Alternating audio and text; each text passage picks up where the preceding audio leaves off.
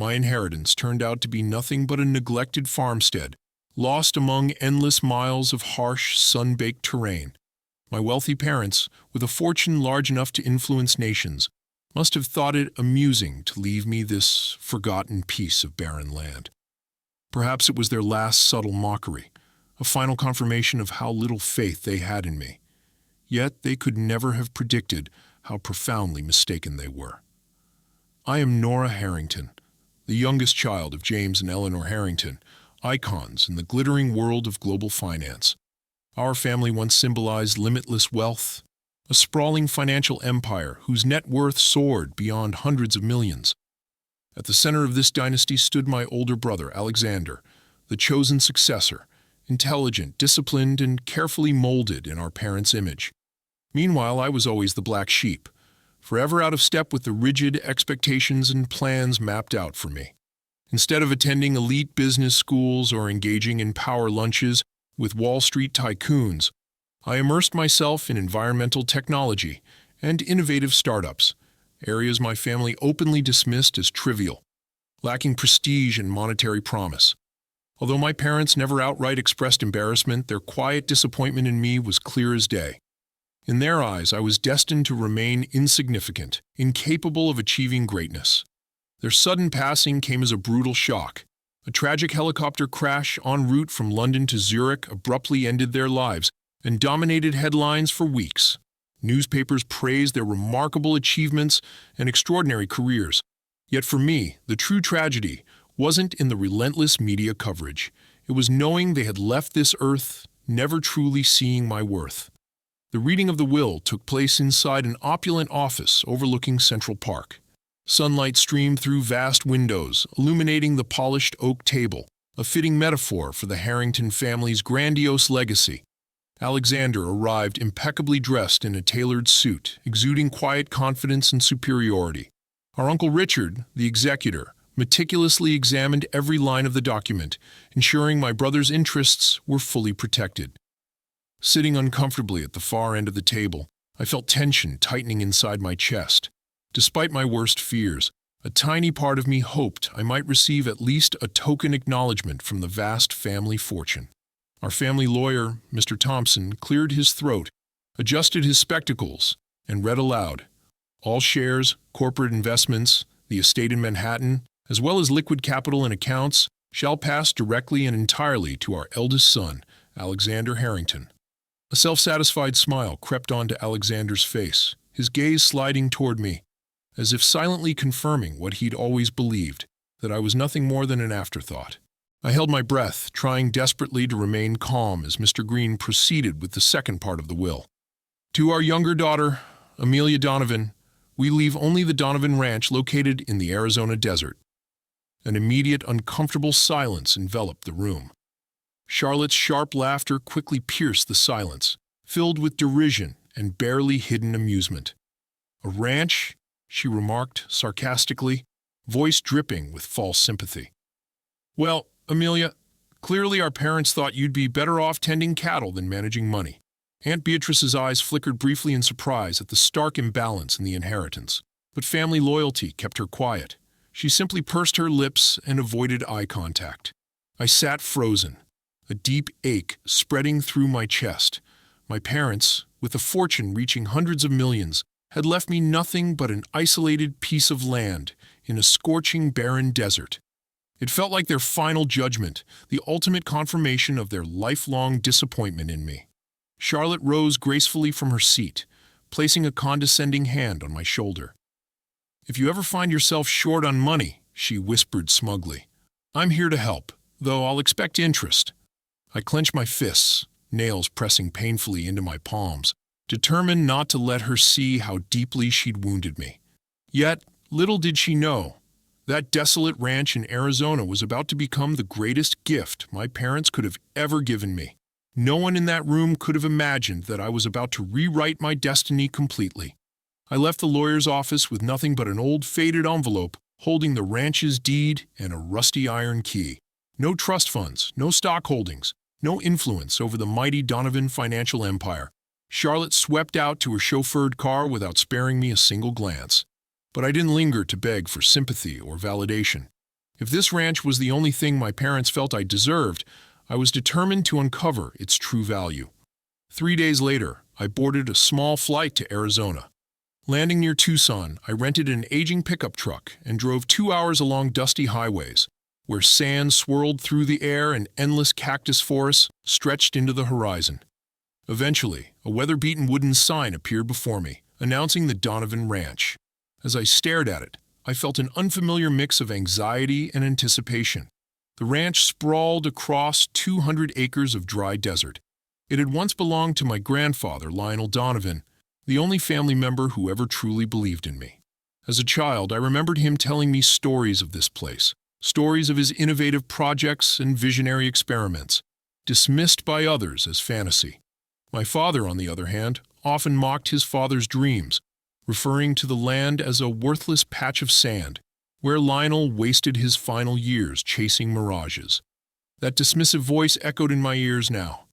Yet, stepping onto the creaking porch for the first time, something stirred inside me. The air felt charged, as though the land itself whispered secrets, hints that there was far more here than met the eye.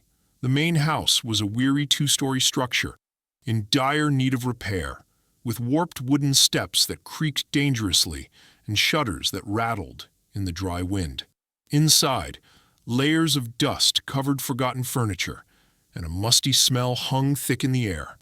After wandering through rooms lined with aging bookshelves and relics of the past, my attention turned toward the imposing barn outside. It was larger than I remembered, reinforced heavily, suggesting it once held something more valuable than farming tools or ordinary livestock. I braced myself, heart pounding, waiting for Mr. Green to finish reading the will. Clearing his throat softly, he continued, "To our younger daughter, Amelia Donovan, we bequeath the Donovan Ranch located in rural Arizona." A suffocating silence settled over the room, heavy and awkward. Charlotte broke the tension first, releasing a mocking, condescending laugh. "A ranch?" she scoffed, glancing my way with a gleeful smirk. "I guess they thought you were better suited to herding cattle than managing real assets." Even Aunt Beatrice seemed mildly surprised at the disparity in inheritance, though her face quickly returned to neutral, unwilling to challenge the family's final decision. Her lips simply tightened, silent compliance winning out over fairness.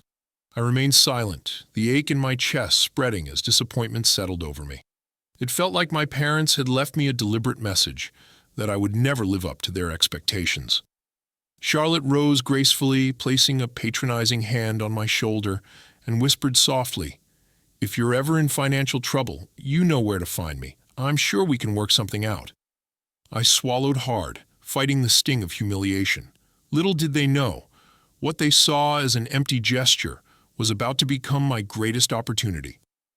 I left the attorney's office carrying nothing but an envelope containing the deed and a rusted, antique key. No trust funds, no comforting promises, just a stretch of dry land in the Arizona desert. Charlotte departed triumphantly, already acting as if she'd claimed victory. I refused to sit around drowning in self-pity or waiting for validation from a family who never saw my worth. Determined to uncover the real purpose behind this inheritance, I caught the first flight out to Arizona 3 days later. When I arrived, stepping onto the scorching sands of the property, an unexpected sense of anticipation filled me. The ranch sprawled across 200 desolate acres of red dust and desert scrub, a legacy of my grandfather, Lionel Donovan, the only family member who ever genuinely believed in my abilities. He often spoke about this ranch with a mysterious sparkle in his eyes, hinting at secrets he never shared openly. As I approached the old wooden barn, faded by decades under the relentless sun, I felt a strange certainty that the answers I sought lay within its weathered walls. The antique iron key felt heavy as I inserted it into the rusted lock, the door groaning in protest as it opened to reveal darkness. Inside, I could immediately sense something odd. The barn's interior felt strangely expansive, far larger than the exterior dimensions would suggest, as if concealing secrets that stretched beyond ordinary reality. I recalled how my father had spent years tearing apart the property, certain my grandfather had hidden something of immense value, yet finding nothing. Yet now, with the clarity of memories long buried, My grandfather's cryptic hints resurfaced vividly in my mind. Acting on impulse, I approached the north wall, gently tapping it 3 times, recalling a story from childhood I'd nearly forgotten. A section creaked and swung inward, revealing an unexpected staircase leading downward.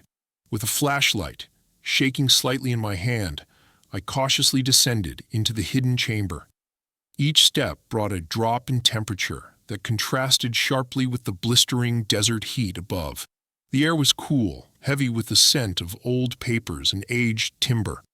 At the bottom, my flashlight illuminated a hidden room filled with shelves, meticulously organized documents, sealed crates, and an array of sophisticated equipment unlike anything one would expect on a ranch. My pulse quickened as I discovered neatly labeled containers and folders that hinted at some form of scientific or industrial research. One particular folder caught my attention immediately. Its yellowed label read, Lionel Donovan, Rare Earth Project. Rare earth minerals? I breathed aloud, stunned. Suddenly, my grandfather's eccentric stories about finding hidden wealth beneath the desert made sense. This wasn't just dusty family lore. It was a groundbreaking discovery, one he'd cleverly kept hidden from everyone, especially those who might exploit it irresponsibly. Inside an ancient safe built into the wall, unlocked by a smaller key attached to the folder, lay a USB drive and a handwritten letter addressed directly to me. Amelia, if you're reading this, my instincts were right about you. The world thought I chased foolish dreams here, but beneath this ranch lies a fortune in rare earth elements vital for the future. Protect it wisely. I trust only you. I stared at the words in disbelief, suddenly understanding the true magnitude of what I'd inherited. Not merely a barren desert, but an invaluable treasure capable of reshaping industries, economies, even global markets. Yet with this discovery came enormous responsibility and risk. In that moment, I realized my inheritance wasn't just a piece of desert. It was a chance to redefine my family's legacy entirely. My instinct screamed that this old barn was more than just a forgotten building. It was the heart of the ranch, perhaps even the keeper of my grandfather's deepest secrets. The ancient lock protested with a metallic creak as I turned the rusty key. Despite its age, the key fit perfectly, as though destined to return home after decades of separation. Inside, slivers of sunlight pierced through cracks in the weathered wooden walls, illuminating a space filled with crates draped in cobwebs, forgotten farming equipment, and stacks of old papers. Yet something felt oddly off about the barn's interior dimensions. It seemed larger on the inside, hinting at hidden spaces beyond the obvious. An old memory surfaced sharply. My grandfather, Samuel Harrington, once whispered to me as a child about a concealed room here. Back then, I'd laughed it off as fantasy, but suddenly his words echoed vividly. 3 knocks on the northern wall, followed by pushing the 3rd panel upward. My pulse quickened as I approached the wall, following the instructions exactly. To my astonishment, the panel slid upward smoothly, exposing a hidden staircase spiraling down into darkness. I shivered slightly as I activated my phone's flashlight and cautiously descended, the temperature dropping noticeably with each step. The walls around me were reinforced meticulously, built not with haste but deliberate craftsmanship. At the bottom of the staircase, I froze, astonished by the scene before me. A vast subterranean workshop sprawled out, lined with shelves filled with geological samples, metal filing cabinets, scientific instruments, and countless documents meticulously labeled. My eyes quickly caught sight of a massive steel vault door standing imposingly at the far end. Heart racing, I approached a stack of files on a nearby desk. One folder, labeled in my grandfather's distinctive handwriting, stood out prominently. Samuel Harrington, Lithium Extraction Initiative. Lithium, I whispered, stunned. All those years I had heard whispers about Grandfather Samuel's eccentric projects. They weren't fantasies or failures. He had discovered an enormous lithium deposit hidden beneath our family's forgotten ranch, one that could reshape global energy markets.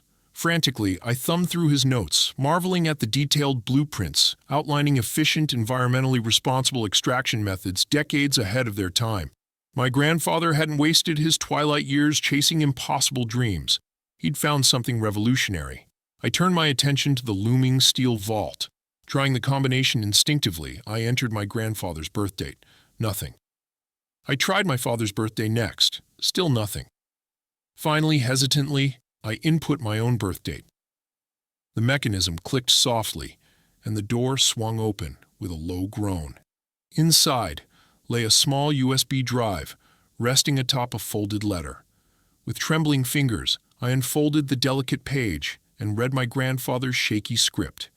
Amelia, if you are reading this, I knew you'd discover the truth. Guard this knowledge carefully. The methods on this USB could revolutionize renewable energy or devastate the planet in greedy hands. The responsibility is now yours. A heavy sense of duty settled upon me. This ranch was no longer merely an abandoned inheritance. It was a hidden treasure chest, filled with potential and immense responsibility. If my sister Charlotte or my Aunt Beatrice ever uncovered this discovery, their relentless pursuit of wealth would destroy everything my grandfather built. Throughout that night, I studied every detail of Samuel's blueprints, understanding clearly that I now held the keys to one of the world's most critical lithium reserves. A choice awaited: use it ethically for global benefit, or allow it to fall into hands driven by profit alone. My path was clear. I would protect this legacy at all costs, even if it meant challenging everything my family believed in.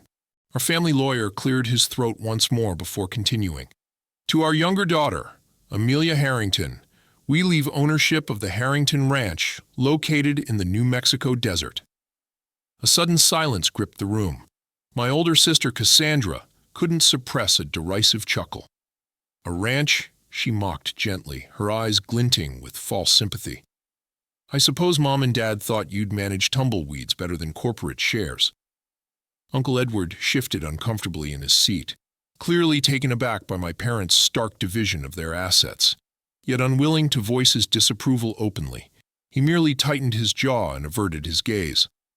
I sat there, speechless, fighting a wave of disappointment. My parents, who had controlled a vast fortune, worth hundreds of millions, left me a solitary ranch in the middle of a barren wasteland. It felt like their final judgment, a deliberate and harsh commentary about their lifelong disappointment in me. Charlotte stood slowly, elegantly adjusting her designer jacket. With feigned graciousness, she placed her perfectly manicured hand on my shoulder. If things ever become financially challenging, Amelia, don't hesitate to ask for help, she murmured patronizingly. Of course, there'd be conditions attached.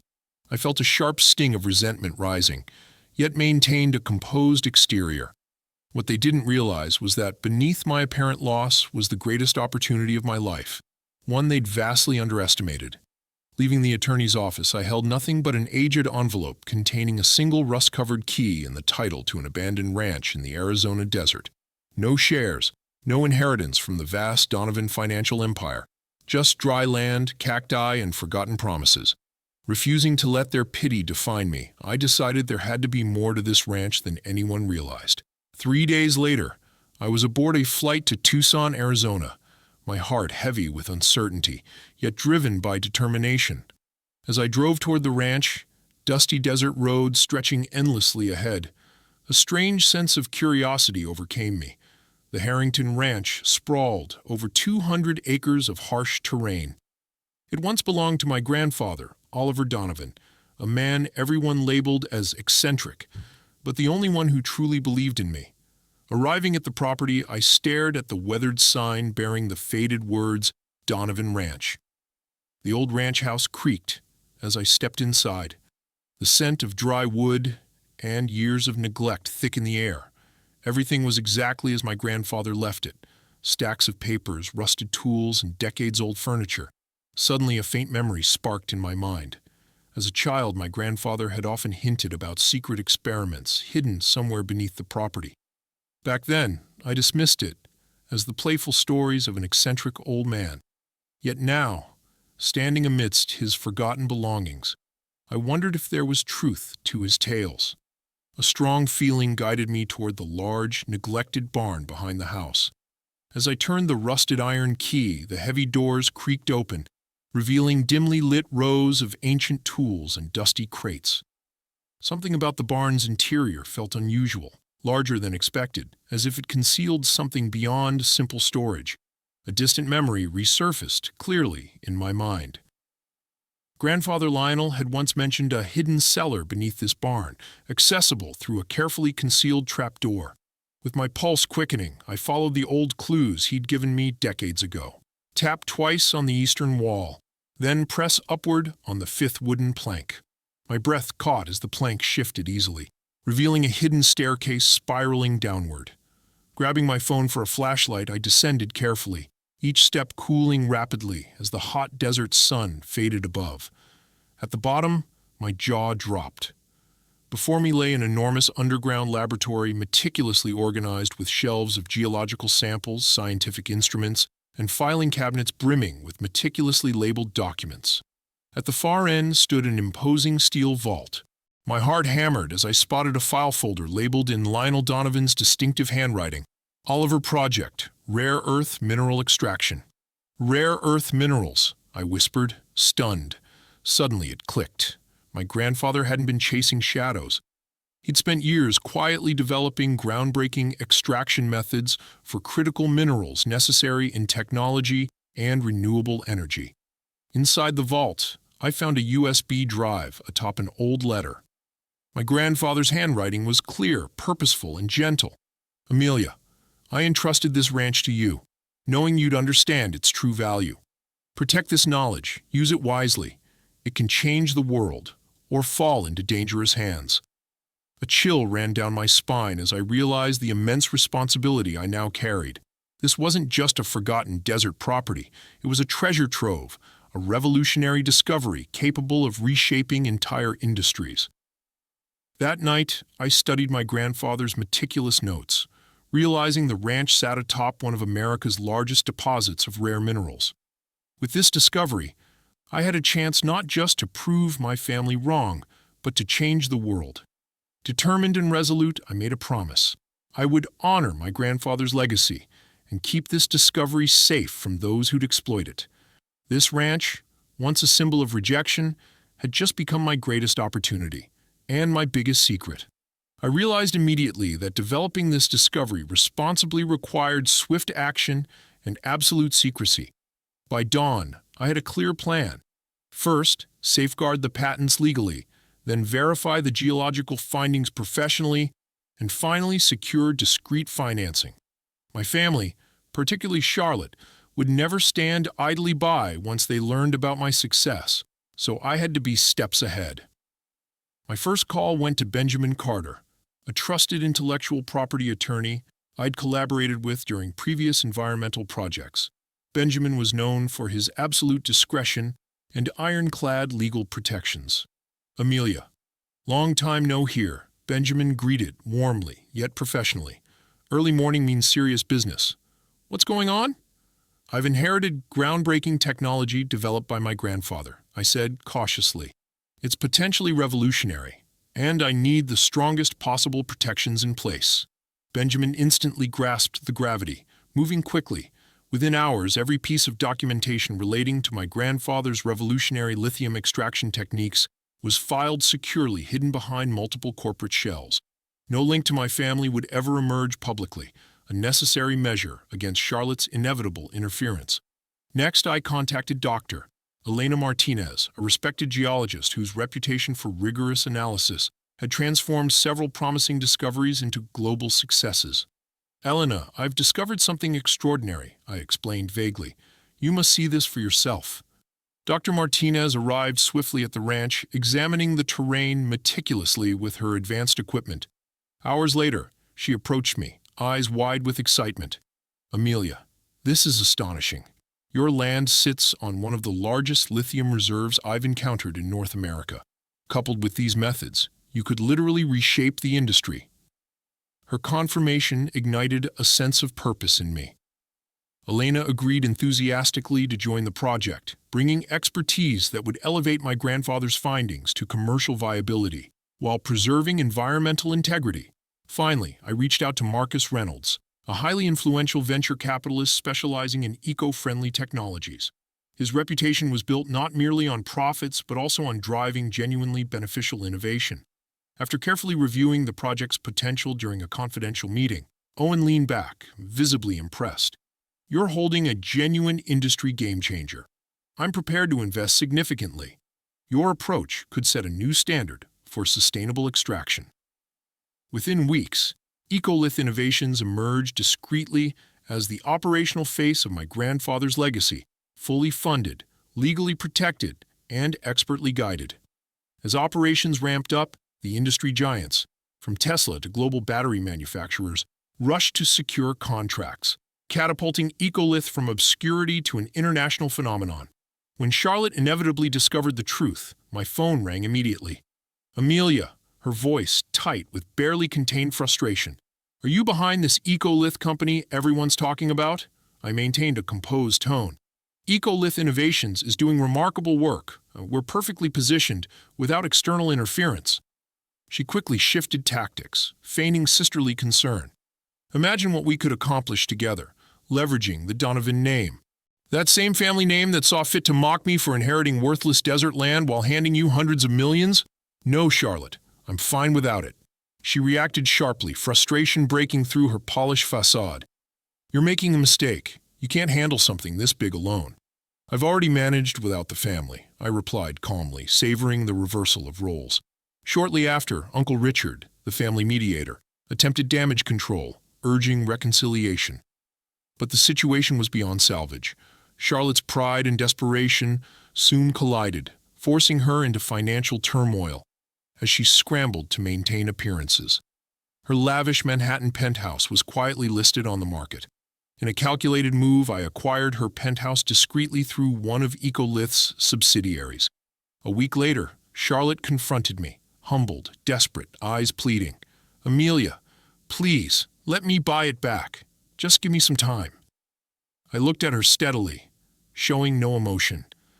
I seized an opportunity, Charlotte, just like you once taught me. Her shoulders sagged as she recognized defeat. The power dynamics had finally shifted irreversibly, and this time I was in control. Picking up my coffee cup, I gently placed it down, looking directly into Charlotte's eyes. If you're truly in need, feel free to reach out to Ecolith Innovations Investor Relations. They'll ensure you're treated fairly. I stood up, leaving Charlotte seated in stunned silence. My goal had never been to ruin my sister. It had always been to assert my own path, independent of the Donovan legacy. What my parents once deemed a worthless inheritance had become my statement of autonomy and undeniable success. Ironically, life at the ranch grew increasingly tranquil after confronting my past. The facility expanded steadily, attracting innovators eager to research advanced battery technologies and sustainable metal extraction methods. Each evening, I often thought about my grandfather Lionel, imagining his pride if he could witness how his dreams now flourished into reality. One day, a letter arrived from my old high school, inviting me to deliver the keynote speech at their upcoming graduation ceremony. The theme was aptly titled, Discovering Strength in the Overlooked. A faint smile crossed my face. The irony was not lost on me. My parents' disbelief in my potential no longer mattered. I now had unwavering belief in myself, and that was enough. On the day of the ceremony, I paused quietly in my office, looking at faded family photographs. My father's distant smile, my mother's rigid stance, Charlotte's polished facade, and myself, once invisible in the background. A profound sense of peace enveloped me. If my story resonates with you, comment Team Amelia below or give this video a thumbs up to let me know you're supporting me from afar. Success, I've discovered, is not about proving others wrong. It's about recognizing and embracing your own power, even if others refuse to acknowledge it. Vengeance was never needed. My accomplishments spoke louder than any revenge ever could. My family's approval was now irrelevant, replaced by genuine respect from the broader world, captivated by Ecolith's revolutionary advancements. So here I stand today, once the overlooked daughter, now at the forefront of a global shift towards sustainable energy. Life has an interesting way of disguising blessings as burdens. My parents thought they were discarding me with worthless desert land, yet within this harsh, barren landscape, I found the vision and determination to build something extraordinary, something far more valuable than any inheritance could offer. If this transformation inspired you, be sure to like and subscribe for more empowering stories. Your encouragement keeps this journey alive.